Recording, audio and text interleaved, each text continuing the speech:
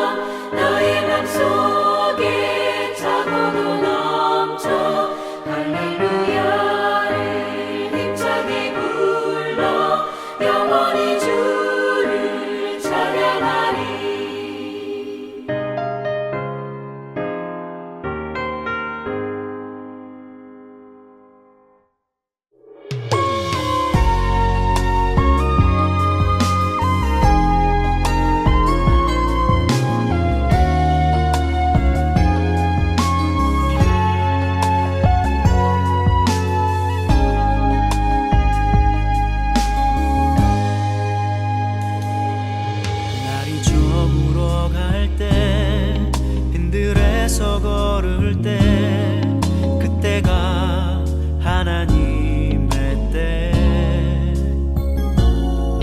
내 힘으로 안 될 때 빈손으로 걸을 때 내가 고백해 여호와 이래 주가 일하시네 주가 일하시네 주께 아끼지 않는 자에게 주가 일하시네 주가 일하시네 신뢰하며 걷는 자에게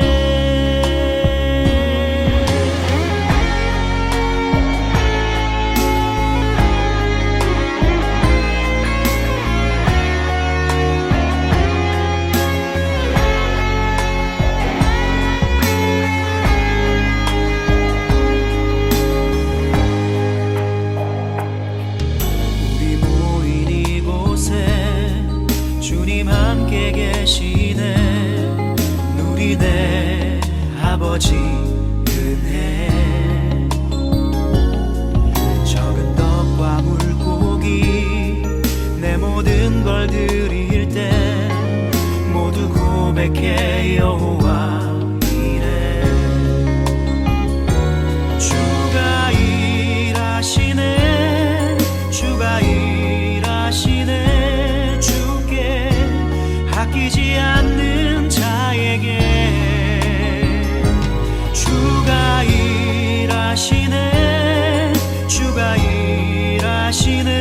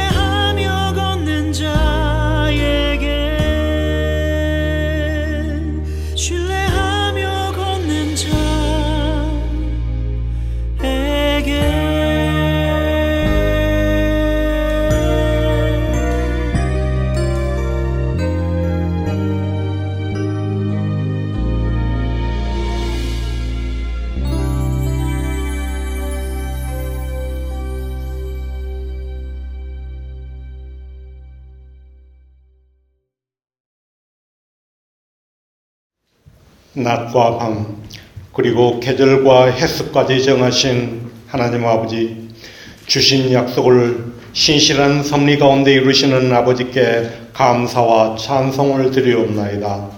시작부터 끝까지 영원토록 동일하신 하나님만이 우리의 참된 주이심을 이 시간 고백하오니 홀로 영광 받으시옵소서.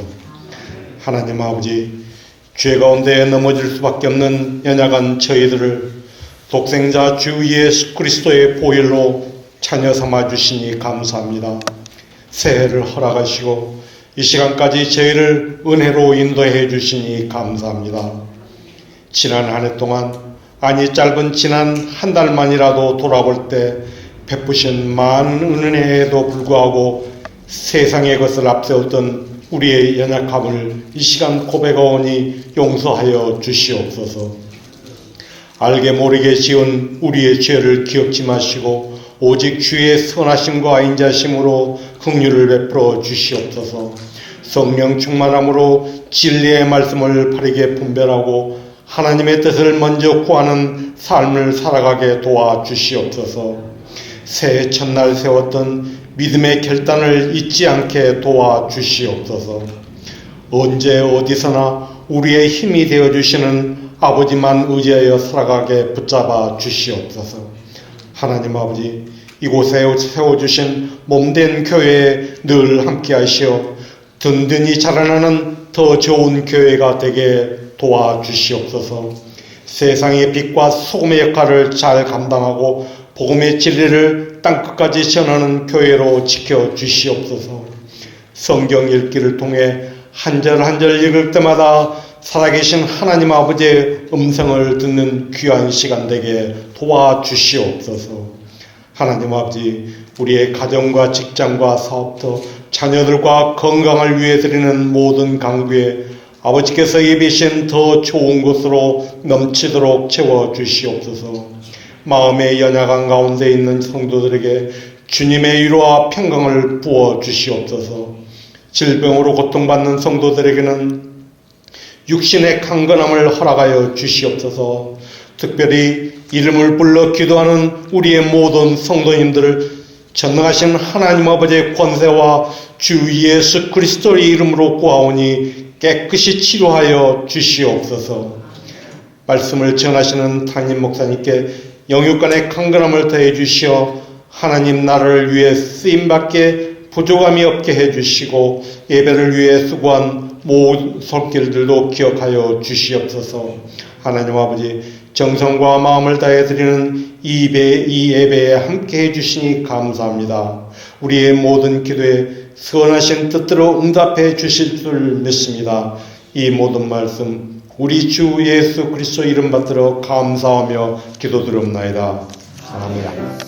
우리 같이 하나님의 말씀을 보도록 하겠습니다. 자, 오늘 말씀은요, 우리 마태복음 28장 18절부터 20절 우리 같이 보도록 하겠습니다. 한 절씩 저와 여러분들 교독합니다. 18절 제가 읽습니다. 예수께서 다가와서 그들에게 말씀하셨다. 나는 하늘과 땅의 모든 권세를 받았다.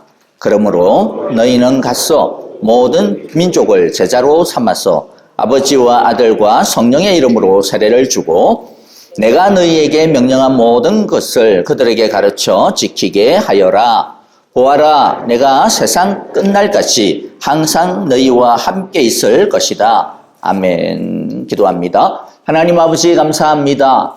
참으로 좋지 아니하는 일기, 많은 눈, 그럼에도 불구하고 우리 주님을 사모하며 우리 주의 은혜를 갈망하는 귀한 믿음의 마음으로 우리 온 성도님들이 주님의 은혜의 보좌 앞에 나왔습니다. 찬양을 통하여, 기도를 통하여 우리에게 부어주시는 성령의 기름 부어주심의 역사를 우리에게 알게 하시고 지원케 하여 주시니 감사합니다. 오늘은 말씀을 통하여 우리의 지성과 또 우리의 마음과 우리의 삶을, 습관을, 가치관을, 우리의 믿음의 또 방식을 참으로 새롭게 하는 귀하고 복된 은혜의 시간이 되어질 수 있도록 성령 하나님 함께하여 주옵소서. 주께서 운행하셔서 우리의 모든 마음을 온전히 주님께 우리가 불렀던 찬송처럼 우리의 모든 시선을 온전히 주님께 맡기고 드리고 의지하고 집중하는 귀하고 복된 은혜의 시간 되게 하시고 특별히 오늘의 이 귀한 은혜를 가지고 한 주간 하루하루 살아갈 때에 성령님께서 우리의 걸음을 인도하시며 주께서 우리를 보호하시고 주께서 우리를 위하여 싸우시는 그 귀한 은혜들을 체험하며 승리하게 하여 주옵소서. 예수님 이름으로 기도합니다. 아멘. 자, 우리가 계속해서 교회에 대한 이야기들을 잠깐씩 좀 나누어 보고 있습니다. 우리가 지난 주일날 함께 짧은 긴 내용이었는데 주제는 간단했습니다. 우리 목장도 교회다. 사실 우리 가정도 교회입니다. 그런 것들을 생각할 때 정말 하나님 앞에서 우리들이 살아가는 이 모든 만남들이 이 모든 하나하나들이 참 귀하고 복된 성령의 도구구나 길이구나 라고 하는 것들을 우리가 새롭게 또 생각할 수가 있게 되는 거죠. 자, 오늘은 우리들이 그러면 도대체 교회는 무엇으로 살아가나, 교회를 지탱하는 힘은 무엇인가 라고 하는 그와 같은 것들 우리가 한 3가지 정도 살펴보려고 합니다. 오늘 우리가 읽었던 마태복음 28장의 이 말씀은 많은 사람들이 여기에서 교회의 본질들을 많이 찾죠. 여기에 보면 가라고 하고 민족으로 제자를 삼으라고 그러고 세례를 주라고 그러고 또 가르쳐 지키게 하라고 그러고 그렇죠. 이런 여러 가지들이 있습니다. 한마디로 말하면 교회의 궁극적인 목적이 뭐라는 겁니까?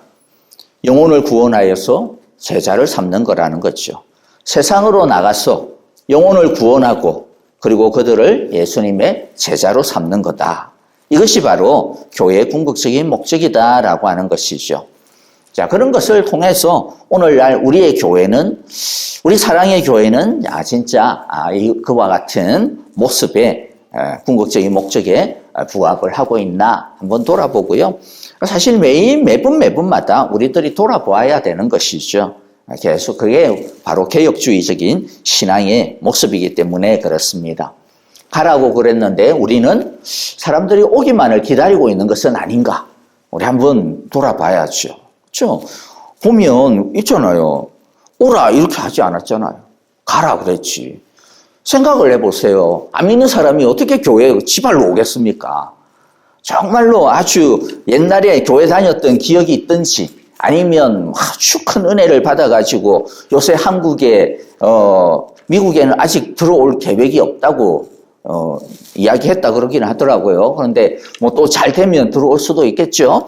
한국에 보면 요새 특히 이제 많이 보는 영화 중에 하나가 신의 악단이라고 하는 그런 영화가 있습니다.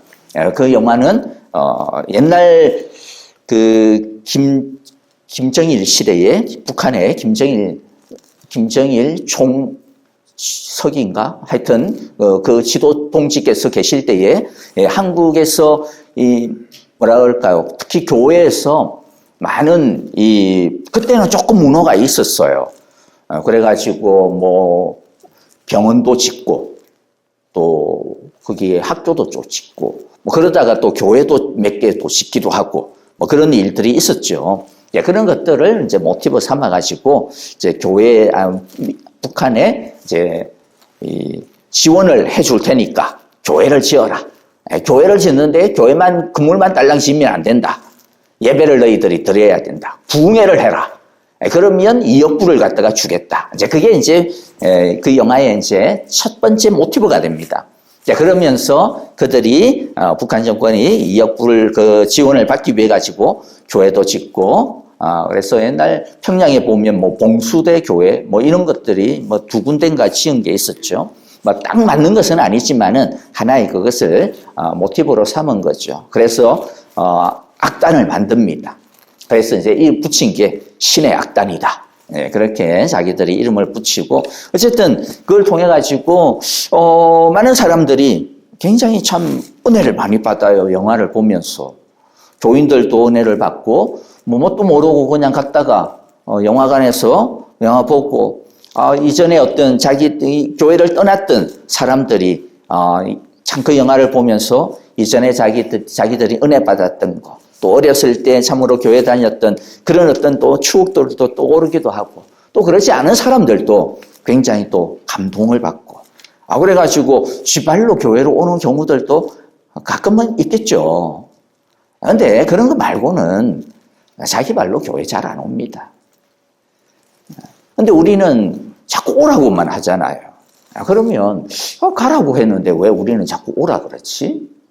이 모습에서 우리도 어떻게 보면 교회에 진짜 우리들이 교회답게 지금 제대로 굴러가고 있나? 그렇게 고민을 한번 해볼 수 있는 지점이 되겠죠. 우리는 가야 됩니다.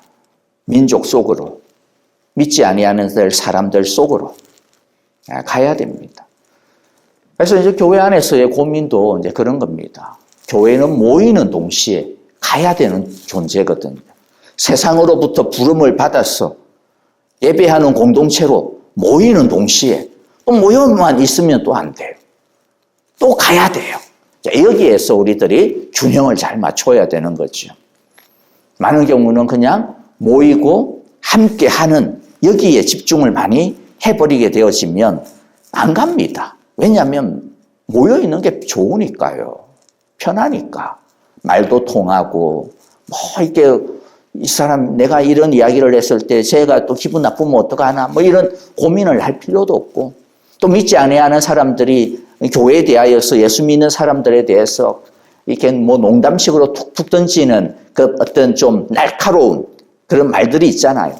그런 말들을 갖다가 듣는 게 굉장히 좀 불편하죠. 우리 또 부끄럽기도 하고.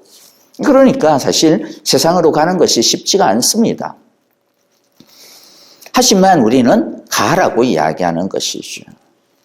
그리고 또 보면 뭐라 그럽니까? 영혼 구원해야 된대요. 아버지와 아들과 성령의 이름으로 세례를 주래요. 세례를 주라고 하는 말이 뭡니까? 예수를 안 믿는데 어떻게 세례를 줍니까? 갔어. 영혼을 구원했어. 복음을 전했어. 그들에게 복음으로 영접하게 하고 그리고 세례를 주라는 거죠. 한마디로 말하면 영혼 구원하라는 것이죠. 그리고는 그 다음 뭐라고 이야기합니까? 가르쳐서 지키게 하라고 이야기합니다. 이게 제자인 거죠. 예수를 믿고 그리고 하나님의 말씀으로 살아가는 것. 그게 바로 제자입니다. 여기서도 우리에게 지난주에도 말씀드렸지만은 고민할 수 있는 지점이죠. 나는 그냥 성도인가 아니면 나는 진짜 제자인가? 라고 고민을 할 수밖에 없는 거죠. 제자가 무엇입니까? 제자는 스승을 따르는 사람입니다. 아주 그냥 사전적으로 이야기하면. 오늘날 우리의 제자의 개념하고 예수님 시절의 제자의 개념은 좀 다릅니다. 오늘 우리는 그냥 학원에 가가지고 운전 교습 받고 수영 강습 받고 그래도 그 스승의 제자다라고 말을 하기도 하죠. 그러나 예수님 당시에 있어서는 그건 제자가 아닙니다. 그건 그냥 수강생이지. 제자는 따르는 사람이에요. 그 스승에게 자기 자신을 올인하는 사람이 제자입니다. 그래서 스승과 함께 먹고 스승과 함께 자고 스승과 함께 살아가고, 복음서에 보면 예수님께서 제자들을 불러가지고 막 끌고 다니시잖아요. 그리고 난 예수님 제자 되겠습니다 이러면서 자기 막 집도 버리고 일도 갖다가 버리고 막 예수님 따르잖아요. 그게 당시의 제자의 그냥 전형적인 모습이었어요. 예수님의 제자들만 그런 게 아니고 다른 랍비들의 제자들도 그렇게 살았습니다. 왜 그렇게 하느냐? 그 스승의 생각뿐만 아니라 가치관, 그 다음에 그것뿐만 아니라 웃는 모습까지, 말하는 어투까지, 밥 먹는 이 태도까지 일거수일투족 따라하는 거예요. 완전히 판박이로 따라하는 겁니다. 그게 제자입니다. 그 성경에서 이야기하는 제자예요.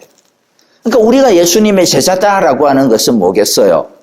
그냥 성경 좀 아는 그게 아니라 흔히 이야기하듯이 예수님처럼 생각하려고 애쓰고 예수님처럼 살아가려고 애쓰고 예수님처럼 인격을 닮아가려고 애쓰고 남는 게 진짜 제자라는 것이죠. 그런 의미에 있어서 내가 진짜 예수님의 몇 % 정도 제자가 되었을까? 에베소서 4장에 보면 우리가 예수님의 그리스도의 장성한 분량에 이를 때까지 예수님의 그 완전한 모습에 이를 때까지 우리가 자라가야 된다라고 그렇게 이야기했는데 우리는 계속 자라가야 되는 거죠. 근데 진짜 우리들이 나는 지금 몇 % 정도 자라왔을까? 나는 지금 몇 살쯤 됐을까? 영적인 나이로. 우리들이 그렇게 한번 우리 자신을 항상 점검해보는 그러한 시간들이 되어야 되고 우리 교회도 마찬가지일 겁니다. 자, 그래서 어쨌든 교회의 궁극적인 존재의 목적은 뭐라는 거예요? 가서 영혼을 구원하여 제자를 삼는 것. 내가 제자가 아닌데 남을 제자로 삶을 수가 없겠죠? 여기에는 내가 먼저 제자가 되어서 영혼을 구원하고 제자를 삼는 겁니다. 자, 그러면 어떻게 해야 될까요? 어떻게 우리는 가고 영혼을 구원하고 제자를 만들 수 있을까? 성경에서 우리가 크게 한 3가지 정도 생각을 해볼 수 있을 것 같습니다. 첫째는 성경적인 제자 훈련을 통하여서 우리들은 이와 같은 교회의 궁극적인 존재의 목적을 이룰 수가 있습니다. 마가복음 3장 13절부터 15절인데요. 자, 우리 함께 한 절씩 같이 나누어서 읽어봅니다. 13절 제가 먼저 읽습니다. 예수께서 산에 올라가셔서 원하시는 사람들을 부르시니 그들이 예수께로 나왔다. 예수께서 12를 세우시고 그들을 또한 사도라고 이름하셨다. 이것은 예수께서 그들을 자기와 함께 있게 하시고 또 그들을 내보내어서 말씀을 전파하게 하시며 귀신을 쫓아내는 권능을 가지게 하시려는 것이었다. 자, 여기도 보세요. 12를 세워서 사도라 부르시고 제자를 우리가 흔히 이야기하는 제자를 삼은 그러한 구절이죠. 그 다음 어떻게 합니까? 9절에 보니까 첫 번째 뭐라고 해요? 자기와 함께 있게 하시고 함께 있게 하시고 이게 중요한 거예요. 이거 좀 우리처럼 이렇게 교회 와서 함께 예배드리고 세상으로부터 부름을 받아서 우리가 같이 교회의 한 공동체로 함께 있는 것이 중요합니다. 그 다음에 또 뭐라 그럽니까? 또 그들을 내보내어서라고 이야기하죠. 함께만 있으면 안 되는 거죠. 함께 있는 이유는 뭡니까? 잘 나가기 위해서입니다. 우리가 함께 예배하는 이유가 뭡니까? 세상에서 잘 살기 위해서입니다. 우리가 은혜 받는 이유가 뭡니까? 세상 속에서 예수 믿는 사람답게 승리하기 위해서입니다. 나가지 않으면 함께 있는 의미가 없어지는 거예요. 그래서 은혜 받은 것은 결국에는 어디에서 나타납니까? 밖에서 나타납니다. 세상 속에서, 우리의 가정 속에서, 사람들 속에서 나타나는 거죠. 그래서 15절에 보면 귀신을 쫓아내는 권능을 가지게 하시려는 것이다. 여기서 귀신을 쫓아낸다라고 하는 것을 꼭 어떤 영화에서 보듯이 귀신 안 물러가라 그러면 이렇게 하고 또 귀신 나가고 그것만 생각하지 마시고 여기서 귀신은 크게 보면 뭡니까? 사탄의 권세를 이야기하는 거예요. 죄의 권세를 이야기하는 겁니다. 그러니까 우리들이 세상에 나가서 이 세상의 죄악과 악과 맞서서 싸우는 거죠. 이 세상의 가치관과 맞서서 싸우는 것입니다. 그게 바로 귀신을 쫓아내는 권능입니다. 그러니까 우리 모두는 귀신을 다 쫓아내고 있어요, 지금. 우리들이 예수 믿고 사는 그 자체가 뭡니까? 귀신 쫓아내는 겁니다. 내 안에 있는 귀신도 쫓아내고, 여러분들, 자녀들 안에 있는 그렇다고 해서 귀신 씌었다. 그런 방식으로 또 가가지고 이 자식이 귀신이 씌어가지고 그러면 안 됩니다. 제가 이야기하는 것은 이 죄된 이 가치관이 결국에는 이 사탄의 권세 아닙니까? 악의 권세거든요. 그것과 맞서서 싸우는 거죠. 우리들이 직장에서 일터에서 살아가는 하나하나의 방식들이 그냥 이렇게 세상 사람들 흔히 그냥 돈 벌기 위해서 일하는 그런 방식이 아니라 정말로 섬기기 위해서, 내가 내 고객을 섬기기 위해서, 내가 나와 함께하는 나의 이 동료를 섬기기 위해서 뭐 그렇게 하는 것이 뭡니까? 귀신을 쫓아내는 삶입니다. 그게. 자, 그런데 그렇기 위해서는 뭡니까? 제자로서의 삶을 살아야 됩니다. 여러분, 그러면 도대체 제자 어떻게 삼습니까? 우리가 흔히 제자 삼는다, 제자 훈련한다 그러면 성경 공부한다, 말씀 공부한다 그렇게 생각을 합니다. 맞아요, 사실. 그게 어떻게 보면 자기와 함께 하시는 겁니다. 왜냐하면 우리들이 하나님의 말씀 아니고서 어떻게 예수님의 제자가 되겠습니까? 아무리 이 세상에 많은 좋은 것들이 있다 하더라도 그걸로는 예수님의 제자가 안 되거든요. 예수님의 제자는 오직 무엇으로? 예수님의 말씀으로서만 제자가 됩니다. 그런데 말씀을 공부한다고 해서 제자가 되냐? 그렇지 않더라는 거죠. 여러분 생각해 보세요. 자, 지금 나 교회 다닌 지 50년 이상, 자, 손 들어 보십시오. 나 교회 다닌 지 예수 믿은 지 50년 이상. 겸손하게 아무도 안 드시려고 그래. 이렇게 들고 그랬습니다. 적어도 만 20년 이상 되실 거예요. 그렇죠? 여러분 그러면 도대체 설교 몇 번 들었습니까? 20년 이상 돼도 일주일에 한 번만 들었다 치도 50번. 그러면 1000번이에요. 1000번. 1000번쯤 설교를 들었으면 사람이 좀 바뀌어야 되는 거 아닙니까? 이게 우리들의 고민이잖아요. 그렇죠? 저는 60년을 교회 다녔네. 그럼 60년 다녔으면 도대체 몇 번을 갔다. 그래도 아직도 이 모양 이 꼴입니다. 아직도 제자로서 참 모습이 그렇지 않은 것 같아요. 설교를 많이 듣는다고 해서, 말씀을 많이 공부한다고 해서, 신학을 공부한다고 해서 제자가 되느냐? 아니라는 거죠. 어떤 성도들이, 믿음 좋은 사람들이 꼭 그런 말 해요. 요새는 좀 그런 분들이 안 계신데, 옛날에는 보면 아주 막 이렇게 좀 신앙이 뜨겁고 막 이러는 분들이 신학교 가겠대. 어이구, 참네. 왜요? 그러니까, 좀 더 예수님의 제자로 살고 싶어가지고. 헛소리하고 앉아 계시네. 예수님의 제자는 신학교 가서 제자 되는 거 아닙니다. 신학교 가서 신앙 잃어버립니다. 예수님의 제자는 뭘로 됩니까? 부딪혀야 됩니다. 부딪혀야 제자가 됩니다. 혼자서 예수님의 제자 못 됩니다. 깎여지고 부딪히고 어디에서? 세상 속에서 부딪혀야 되고 예수 믿는 사람들끼리 부딪혀야 됩니다. 그러니까 깎여야 되는 거예요.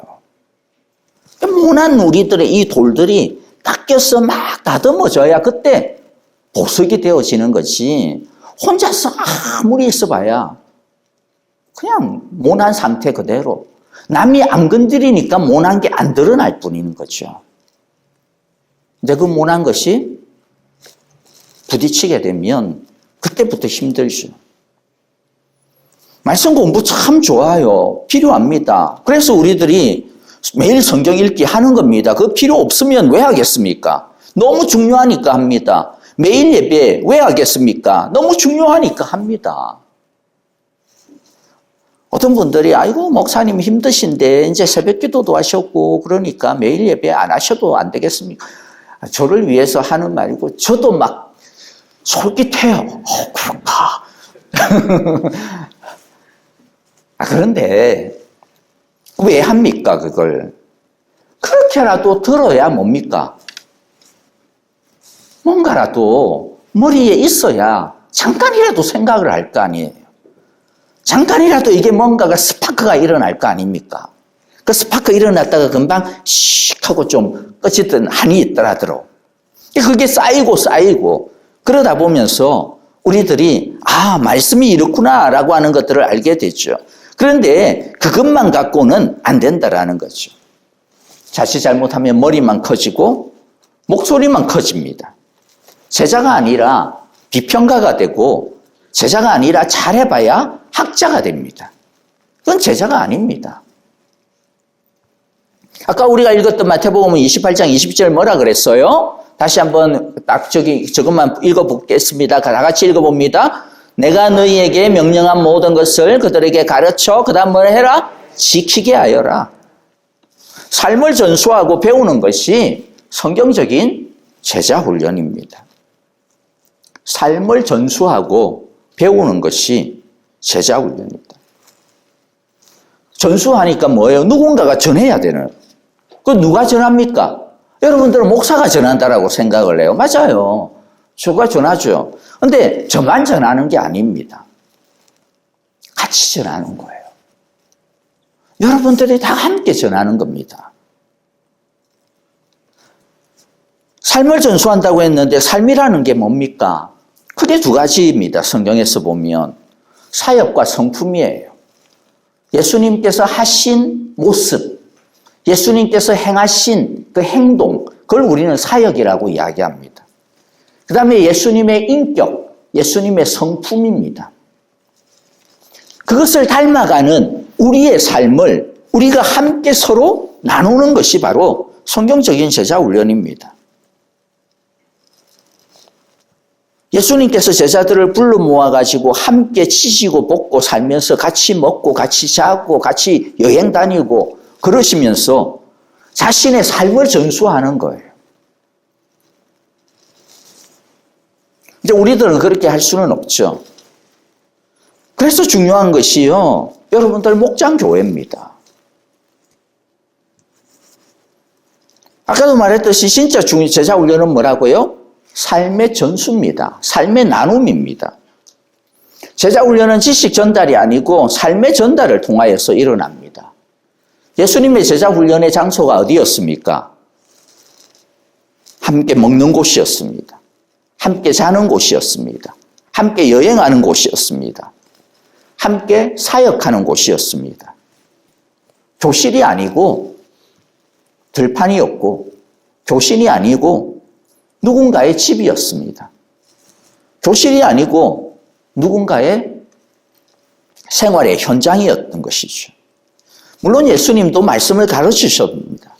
그런데 그 말씀 가르친 것을 뿌리 내리는 것은 어디였어요? 그들의 삶의 현장이었어요. 말씀이 뿌리를 내리려면 그 삶의 현장이 실습이 필요합니다. 그래서 예수님도 본을 보여서 제자 훈련하신다라고 말씀하셨어요. 요한복음 13장 14절 한번 보면요. 자, 우리 다 같이 한번 읽어봅니다. 주이며 선생이 내가 너희의 발을 씻겨 주었으니 너희도 서로 남의 발을 씻겨 주어야 한다. 내가 너희에게 한 것과 같이 너희도 이렇게 하라고 내가 본을 보여준 것이다. 뭐라 그랬어요? 예수님이 본을 보여주셨어요. 왜 본을 보여주셨다라는 거예요? 15절에 내가 너희에게 한 것 같이 너희도 서로 그렇게 해. 같이 하라고 하신 거예요. 사도 바울도 그래서 뭐라고 이야기합니까? 고린도전서 11장 1절과 2절에 보면 제가 읽어드립니다. 내가 그리스도를 본받는 사람인 것과 같이 여러분은 나를 본받는 사람이 되십시오. 여러분이 나를 모든 면으로 기억하며 또 내가 여러분에게 전해준 대로 전통을 지키고 있으니 나는 여러분을 칭찬합니다. 바울이 예수님을 본받고 그 다음에는 누가? 고린도 교회가 바울을 본받고 물론 바울이 전부 완전해서가 아닙니다. 이게 제자 훈련의 패턴이라는 거예요. 우리가 예수님을 따르고 그 예수님을 따르는 사람들이 서로 함께 나누고 본을 보이면서 그 본을 또 따르려고 애쓰고 우리 제자 훈련을 한다고 해가지고 막 계속 예수님만 바라보는 게 아니라는 거예요. 그 예수 믿는 사람들이 예수 믿기로 작정하고 헌신한 제자인 우리들이 함께 모여서 서로의 삶을 나누면서 보면서 뭐 하는 겁니까? 같이 배워나가는 겁니다. 그래서 아까 이야기했듯이 목장교회가 그래서 귀한 겁니다. 여러분 저를 보면서 삶을 뭘 배웁니까? 저에 대해서 뭘 봅니까? 아무것도 못 보잖아요. 저를 보는 건 딱 이 자리밖에 없습니다. 밥 먹으면서 그냥 깨작거리는 모습이나 볼까? 저를 알려면 같이 지내야 돼요. 몇 시간이든 같이 이런저런 이야기, 꼭 성경 이야기 아니라 하더라도 세상 이야기라도, 저 목사님은 세상의 이야기, 요새 돌아가는 이야기, 이 생각에 대해서 저런 식으로 생각을 하는구나. 그런 걸 통해 가지고 뭡니까? 함께 나누고 함께 배우는 거죠. 근데 목장 교회는 뭡니까? 같이 삶을 나누잖아요. 서로의 생각을 나누고, 서로의 경험을 나누고, 어떤 문제에 대해서 내가 그 문제를 자신의 삶 속에서 어떻게 그것을 이겨냈는지, 어떻게 풀어냈는지, 물론 거기에는 믿음으로 잘한 것도 있지만은 때로는 믿음으로 실패한 것도 있어요. 실패도 그런데 중요한 경험입니다. 우리가 반면교사 뭐 그런 말도 있잖아요. 그렇죠? 실패를 통해서 우리 모두가 다 위로를 받기도 하고, 자기 자신에 대하여 다시 돌아볼 수 있는 기회도 삼고, 또 우리의 실패와 아픔들이 참으로 함께 받아들여지는 것을 통해서 우리들의 인격과 우리들의 마음들 가운데 아주 잔잔하게 녹아져 내리는 거죠. 우리가 목장교회를 통해서 말씀을 나누는 것이 말씀의 제자 훈련입니다. 목장교회를 통해서 삶을 나누는 것이 생활과 인격의 제자 훈련입니다. 목장교회 속에서 함께 붙들고 눈물로 기도하는 것이 영성의 제자 훈련입니다. 목장교회에서 VIP를 놓고서 함께 기도하고 함께 정말로 마음을 나누고, 그게 뭡니까? 영혼 구원하는 제자 훈련입니다. 목장교회에서 조그만 거라도 섬기는 것이, 그게 뭐예요? 사역의, 섬김의 제자 훈련인 거죠. 그러니까 여러분들 목장교회를 그냥 가볍게 생각하지 마시고요. 사실 우리들이 말씀의 훈련을 하는 것이 어디서 훈련을 할까 생각을 해보면 목장처럼 좋은 데가 없어요. 믿지 아니하는 세상 속에서 말씀의 훈련을 하는 것은 생각보다 그렇게 쉽지 않습니다. 그리고 굉장히 그것은요, 꽤 믿음이 자라지 않으면 참 견디기가 어려워요. 그렇다고 해서 가정이 우리의 제자 훈련의 현장이 될 수 있을까요? 그렇게 돼야 되는데 그것도 쉽지가 않습니다. 왜냐하면 가정은요, 너무 편해요. 그렇기 때문에 다듬어진 게 나오지 않습니다. 우리들의 이 아주 즉흥적인 것들이 나오지. 제자 훈련은 뭔가 이렇게 나를 갖다가 좀 긴장을 하면서 내 모습을 갖다가 이렇게 하나하나 좀 훈련시켜 나가야 되는데 그게 참 쉽지가 않습니다. 근데 목장은 적당합니다. 적당히 잘 알고 적당히 거리감이 있어요. 그래서 적당히 예의도 차려야 되고 또 그러면서도 또 적당히 가까워요. 그러다 보면 때때로는 부딪히는 것도 있고 때때로는 한 발자국 물러서서 나 자신을 돌아볼 수 있는 또 시야도 생깁니다. 그래서 목장처럼요, 참 좋은 것이 없습니다. 교회처럼 좋은 것이 없습니다. 우리들이 목장교회를 갖다가 그래서 강조하고 함께 모여서 같이 기도하고 함께 모여서 같이 나누는 것을 강조하는 이유가 바로 여기에 있는 것이죠. 그래서 올해 우리가 2026년 목장을 하면서 여기가 바로 내가 배운 말씀을 나의 삶을 통하여서 나의 섬김을 통하여서 함께 나누고 또 내가 함께 자라가는 귀한 훈련의 터전이다라고 하는 것을 우리가 기억하고요. 정말로 우리가 서로 정말로 주님의 귀한 제자로서 세워져 나가는데 우리들이 열심을 다하여서 서로 돕는 자들이 되어질 수 있기를 바랍니다. 자, 두 번째는 우리가 어떻게 그러면 영혼 구원하여서 제자 삼는 이러한 교회의 본질적인 존재의 목적을 이룰 수 있을까요? 두 번째는 성경적인 사역의 분담을 통하여서 가능합니다. 에베소서 4장 11절부터 12절 우리가 같이 한번 한 절씩 나누어서 제가 먼저 여러분들이 먼저 11절 읽으세요. 자, 11절 여러분들 읽으십시다. 시작. 어떤 사람은 사도로, 어떤 사람은 예언자로, 어떤 사람은 복음 전도자로, 또 어떤 사람은 목사와 교사로 삼으셨습니다. 그것은 성도들을 준비시켜서 봉사의 일을 하게 하고 그리스도의 몸을 세우게 하려는 것입니다. 자, 두 번째는 우리들의 교회. 교회는 뭐라 그랬습니까? 주님의 몸이라고 이야기했어요. 각 지체다. 그렇게 우리들이 많이 알고 있습니다. 그래서 각 지체, 한 몸을 이루는데 많은 지체들이 있습니다. 눈도 있고, 코도 있고, 코털도 있고, 손톱도 있고, 발도 있고, 하여튼 각각의 지체들이 있습니다. 그리고 그와 같은 그 지체들은 한 몸을 이루는 데 있어서 반드시 필요한, 너무나도 중요한, 하나도 중요하지 않은 것이 없다라고 주님께서는 말씀을 하셨습니다. 그 지체마다 각각의 쓰임새가 있어요. 지체가 단련은 있는데 만일 쓰임새가 없다면 어떻게 되겠습니까? 뭔가가 불편해지겠죠.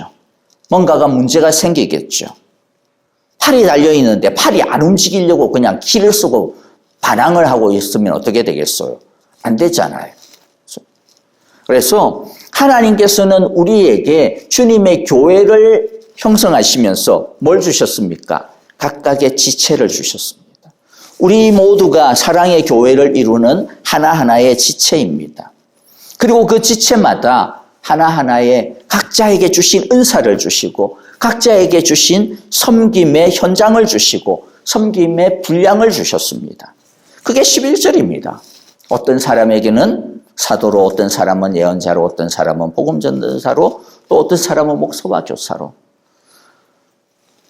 물론 성경을 갖다가 해석하는 사람에 따라서 이건 각각의 이야기를 하는 것이 아니라 목사와 교사라고 하는 한 사람이 어떤 경우에는 사도의 역할로, 어떤 경우에는 예언자의 역할로, 어떤 경우에는 복음 전도자의 역할로, 어떤 경우에는 목사의 역할로, 어떤 경우에는 교사의 역할로 합니다라고 해석을 해야 됩니다라고 하는 사람도 있습니다.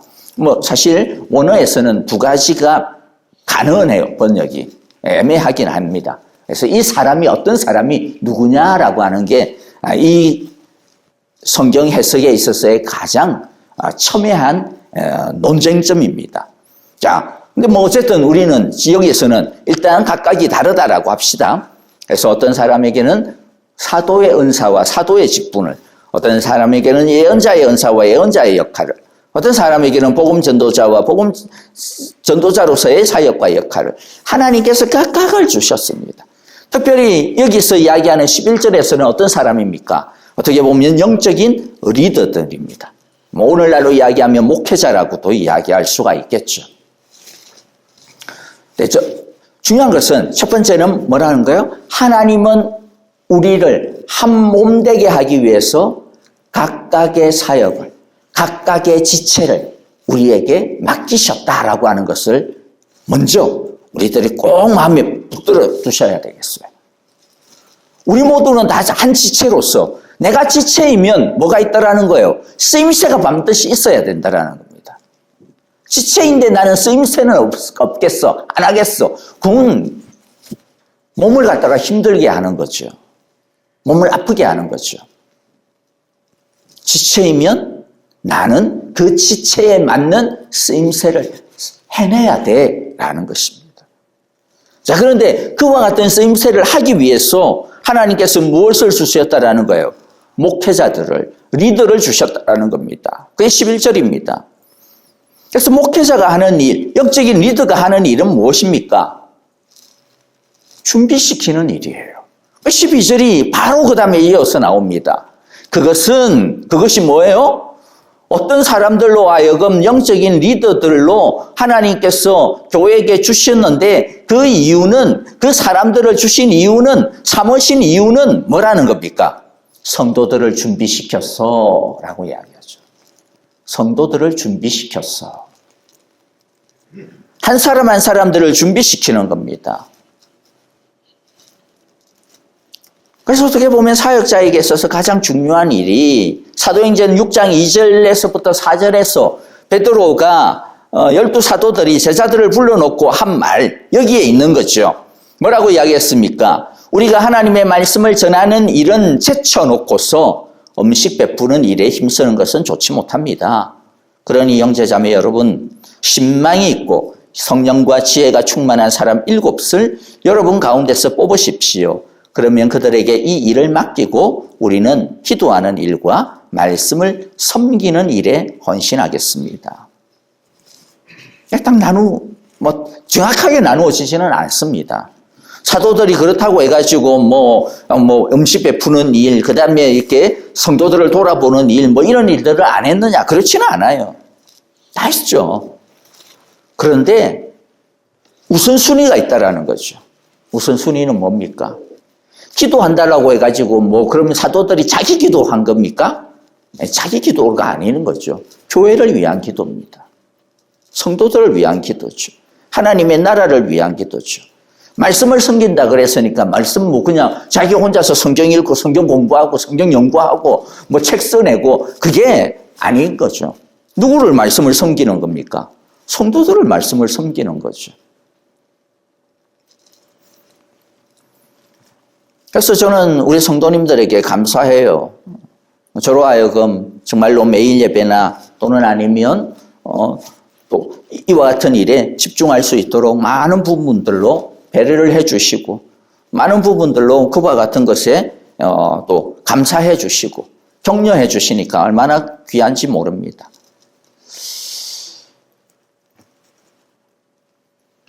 우리들이 마찬가지입니다. 2026년을 우리가 시작을 하면서 참 이제 다시 한 번 더 돌아보고 고민하는 것들이 바로 그런 거죠. 더 많이 기도하는 일, 더 많이 말씀을 섬기는 일에 우리들이 헌신해야 되겠구나. 그래서 성도로 하여금 뭐 하는 겁니까? 봉사의 일을 하게 하는 거죠. 근데 봉사의 일을 한다 이러면 뭐 생각하세요? 항상 밥하는 것만 생각합니다. 중요해요. 여러분들 밥하는 거 중요하지 않습니까? 예수님도 얼마나 잘 드셨는데요. 그래서 예수님의 별명이 뭔지 아십니까? 바리새인들이 예수님을 향하여서 공격한 별명이 있어요. 저 인간은 먹기를 탐하네. 먹기를 탐하는 자. 이게 예수님의 별명이었어요. 예수님은 항상 그냥 누가 잔치집에 부르면 거절하는 법이 없었어요. 계속 가 그냥. 근데 왜 갔습니까? 그게 가는 거였거든요. 예수님에게 있어서 그게 가는 겁니다. 거기 가가지고 믿지 않는 사람, 바리새인들, 사탄, 뱀이라고 그냥 막 그렇게 욕하고 구박하는 그 사람들 만나기 위해서 예수님이 바리새인이 초청을 해도 바리새인 집에 가는 거고 가는 겁니다. 죄인들이 초청을 해도 가는 겁니다. 바리새인들이 어떻게 너희들의 스승은 죄인과 세리들과 창기들과 함께 그렇게 노닥거리고 노냐? 그런 오해를 받고 욕을 먹어도 가는 겁니다. 왜? 영혼 구원하기 위해서. 영혼을 만나기 위해서 가는 거죠. 근데 여러분들 사역이라고 하는 것이 꼭 먹는 것만이 아니에요. 여기 뒤에 보면 뭐라고 이야기합니까? 12절 마지막 부분에 보면 그리스도의 몸을 세우게 하려고 하는 것입니다. 그리스도의 몸이 뭡니까? 교회입니다. 교회를 세우는 게 누구에게 달려있다라는 거예요? 목회자에게만 달려있는 게 아니고 누구에게 달려있다? 성도들에게 달려있다라고 이야기하고 있잖아요. 목회자가 하는 일은 뭡니까? 성도들이 교회를 세울 수 있는 준비가 되도록 도와주는 겁니다. 준비시켜 주는 겁니다. 실제로 교회를 세우는 것은 누구라는 거예요? 이 순서를 놓고서 보면 목회자는 밑에서 준비하고 성도는 교회를 세워나갑니다. 우리가 아는 거하고 많이 다르죠? 여러분들이 아는 것은 목사가 교회를 세우고 우리는 그냥 이렇게 옆에서 지켜보고 그 다음에 좀 도와주고 뭐 그런 정도 차원으로 생각을 했죠. 근데 성경을 보세요. 누가 합니까? 성도들을 준비시켜서 봉사의 일을 하게 하고 궁극적으로는 그리스도의 몸을 세우게 하는 것. 한마디로 말하면 성도들이 아무것도 안 하면 교회는 아무것도 안 되는 겁니다. 목사가 용 빼는 재주 없습니다. 목사가 잘못한 일은 뭡니까? 성도들로 하여금 즐겁게 사역할 수 있도록 못한 것이죠. 그게 그 목사의 죄입니다. 그러므로 성도가요, 허드렛 일만 하면 안 됩니다. 설거지만 하면 안 되시고 밥만 하면 안 됩니다. 성도가 진짜 해야 되는 일이 뭡니까? 그리스도의 몸인 지체를 세워나가는 것. 제자 훈련이에요, 이게. 제자 되게 하는 겁니다. 서로가 제자 되게 하는 겁니다. 함께 제자 훈련이 뭐라 그랬어요? 삶을 나누는 거라 그랬잖아요. 사역을 나누는 거라고 그랬잖아요. 같이 모여서 함께 말씀의 은혜를 나누고 같이 모여서 기도의 은혜를 나누고 함께 모여서 같이 섬기고 함께 모여서 영혼을 붙들고 기도하고 함께 모여서 영혼을 위하여서 어떻게 하면 섬길까? 믿지 아니하는 사람들을 초청하고 성도에게 맡겨진 가장 축복된 일이 뭘까요? 교회를 세우는 것. 오늘날로 말하면 목양입니다.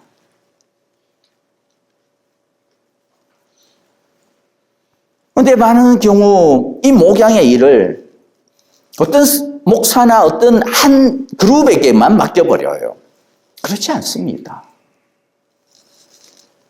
그러니까 우리 성도님들이 죄송하지만 못 자라는 겁니다. 영적으로.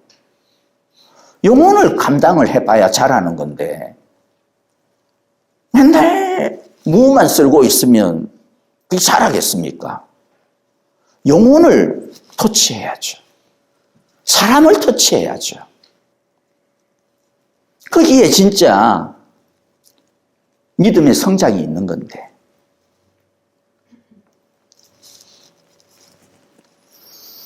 그래서 우리가 목장교회가 중요한 이유가 바로 이것입니다. 목장교회 안에서 우리는 삶을 나누면서 뭐 하는 거예요?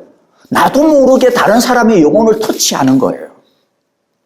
나도 모르게 다른 사람의 영혼을 세워주고 있는 겁니다. 그게 목양입니다. 목양이 어려운 게 아니에요. 성도의 아픔을 함께하고 이야기 들어주고 같이 울어주고 같이 손잡아주고 같이 말씀을 나누고 같이 격려하고 그게 목양이죠. 우리는 목양 그러면 목사님이 이제 자 대신방합니다. 그래가지고 목사님 갔으면 이제 또 커피 끓여주고 그러면 또 목사는 이 집에서 커피 마시고 저 집에서 커피 마시고 하루에 커피 7잔 마셔가지고 밤에 잠도 못 자고 다음날 쾌행해가지고 또 와가지고 또 커피 마시고 에이, 이게 아니라는 거죠. 목양은 뭡니까?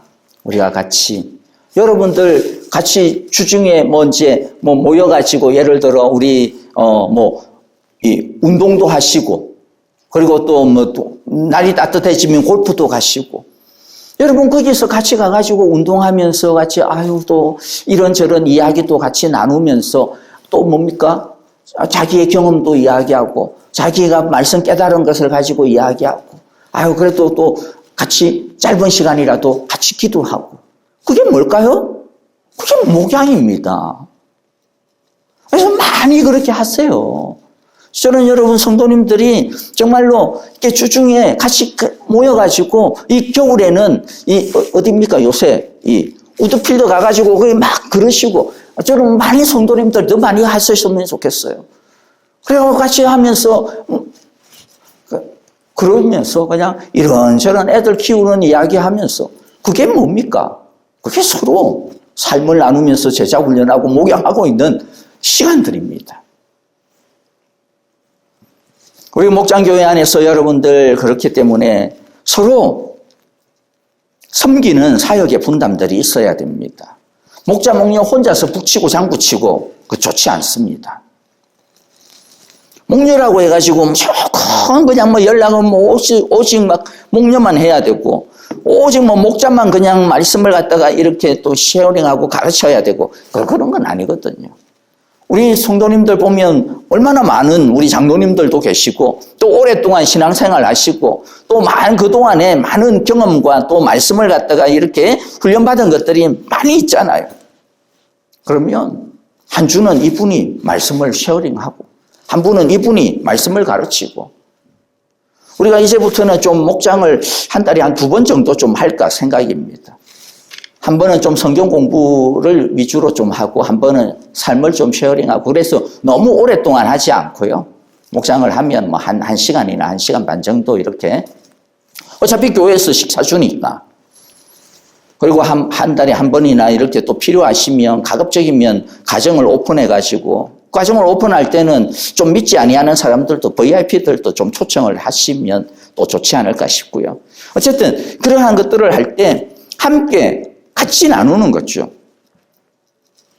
어떤 분은 기도하고 어떤 분은 정말로 우리가 같이 식사를 하더라도 나중에 식사를 하더라도 목장끼리 식사를 하더라도 조그만 거라도 한 개씩 이미 잘하고 계시지만은 그렇게 서로 섬기는 것이죠. 자, 말씀을 마무리하도록 하겠습니다. 여러분들 우리들이 함께 오늘 어떻게 하면 영혼 구원하여서 예수님의 제자 삼는 이 교회 본질적인 사역들을 이룰까? 크게 우리가 방법론으로서는 2가지였어요. 제자 훈련과 그 다음에 우리들이 함께 사역을 분담하여서 함께 서로 섬기는 일이었습니다. 사실 섬김을 통하여서 우리들이 제자 훈련이 완성이 되어져 갔죠. 그래서 예수님께서도 뭐라 그랬습니까? 나 섬기러 왔어. 너희들도 섬겨야 돼. 섬김이 제자 훈련의 완성입니다. 맨날 섬김을 받으면 제자 훈련 안 됩니다. 제자가 안 됩니다. 왜냐하면 예수님이 섬기러 오셨기 때문에. 너무 섬기다가 예수님이 자신의 생명까지도 주셨잖아요. 그러니까 예수님의 이 완성은 결국 십자가입니다. 죽음입니다. 그게 섬김의 최고봉이죠. 제자의 최고봉입니다. 그래서 저와 여러분들이 우리 교회를 통하여서 또 우리 목장교회를 통하여서 또 우리들이 지금 있는 뭐 여러 가지 직분들과 그 다음에 맡은 어떤 역할들이라든지 그런 것들을 통하여서 우리들이 최선을 다하여 한 걸음 한 걸음 주님을 닮아가고 주님을 따르는 저와 여러분들이 다 되어져서 정말로 교회를 세우신 이 하나님의 거룩하고 성스러우신 신령한 이 목적인 영혼 구원하여 예수님의 제자 삼는 이 귀한 일들이 우리를 통하여 하나님의 나라가 이루어지고 점점 더 왕성해져 나가기를 주님의 이름으로 축복합니다. 우리 함께 기도하겠습니다. 자, 오늘 말씀들 기억하시면서 우리 함께 기도하도록 합니다. 주님, 내가 주님의 진짜 제자가 되기를 원합니다. 성경만 많이 배워서가 아니라 그 배운 말씀을 내 삶 속에서 살아냄으로써 우리들이 제자가 되기를 원합니다.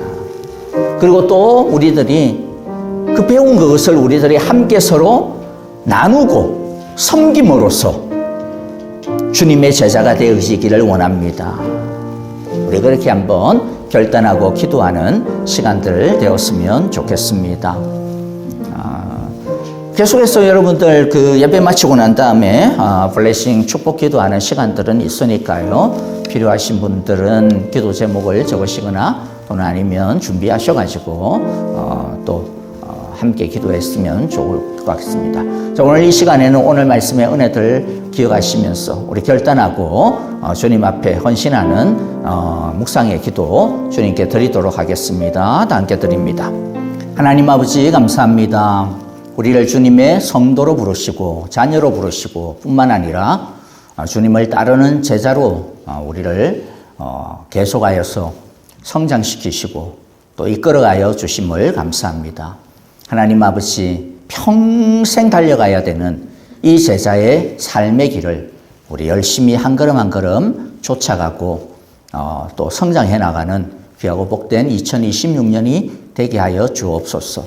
우리가 이때까지 많은 것들을 배우고 많은 설교를 듣고 많은 말씀을 많이 받고 있는데 주님 그 말씀이 우리의 머리에서만 맴돌다가 그냥 또 공중으로 슉 하고 사라져버리는 것이 아니라 또 우리의 가슴 속에서 그냥 맴돌다가 눈물 한 방울 떨어뜨리는 것으로 끝나는 것이 아니라 우리의 습관을 변화시키고 우리의 생각을 변화시키고 우리의 말을 변화시키고 우리의 인격을 변화시키고 우리의 삶을 변화시키시는 그와 같은 능력의 말씀, 그야말로 살아 역사는 말씀 되게 하여 우리들이 온전히 주님의 제자로 점점 성장하게 하여 주시옵소서.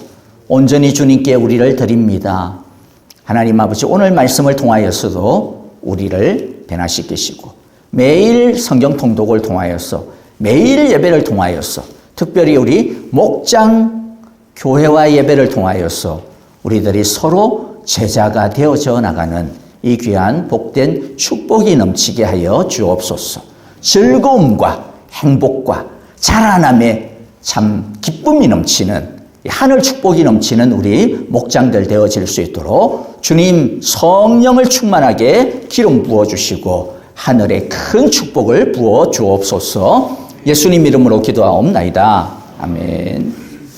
이제는 우리 주 예수 그리스도의 크신 은혜와 하나님 아버지의 귀하신 사랑하심과 성령의 인도하시며 늘 충만하시고 또 우리를 위로하시고 우리를 끝까지 품에 안으시며 업어주시는 그 신실하심이 이제 오늘 주님의 말씀처럼 주님, 내가 주님의 말씀 가르침을 잘 받아 정말로 남을 세워주는 제자가 되기를 원합니다.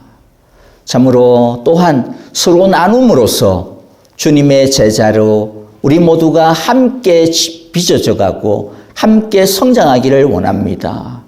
주님, 우리 사랑의 교회를 축복하셔서 주님의 제자들로 넘쳐나고 영혼 구원하여 예수님의 제자 삼는 주님의 교회의 본질과 목적을 이루는 진실되고 주님의 기쁨이 되어지는 교회 되게 하소서라며 오늘도 주님의 말씀 붙들고 기도하고 다짐하고 헌신하는 우리 사랑의 교회 온 교우들과 주님의 귀한 자녀들과 또한 가정들 위해 우리 사랑의 교회 모든 참으로 지체들 위해 이제로부터 영원토록 함께 계시기를 축원하옵나이다. 아멘.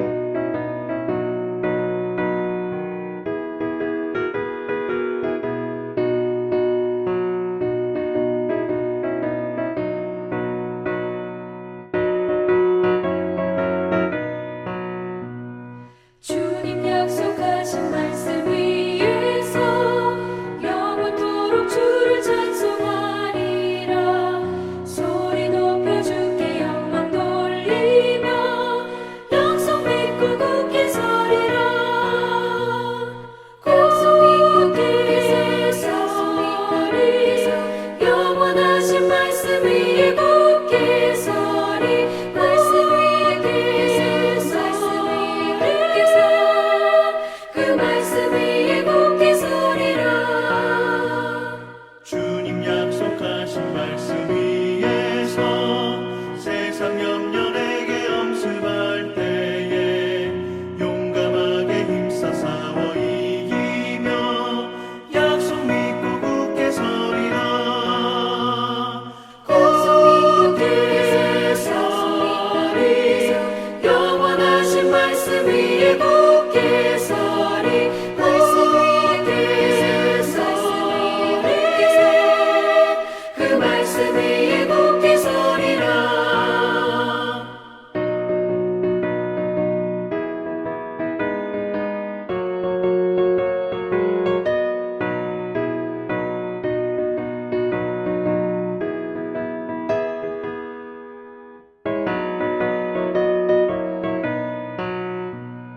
주